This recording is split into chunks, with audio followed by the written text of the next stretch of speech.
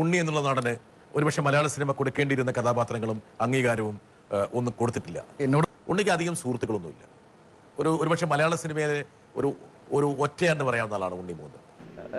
വലിയ വലിയ വിജയങ്ങൾ അങ്ങനെ എൻജോയ് ചെയ്യാൻ പറ്റിയിട്ടില്ല.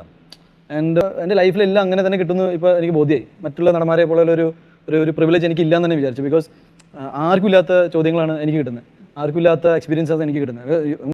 അതിനർത്ഥം നിങ്ങളുടെ ഹീറോ തോറ്റെന്നാണോ? തോറ്റുപോയി. ഇപ്പൊ നിങ്ങളുടെ ഹീറോ എന്ത് ചെയ്യുന്നു? Will he give up? മുറിവേറ്റ സിംഹത്തിന്റെ ശ്വാസം ഗർജനത്തേക്കാൾ ഭയങ്കരമായിരുന്നു.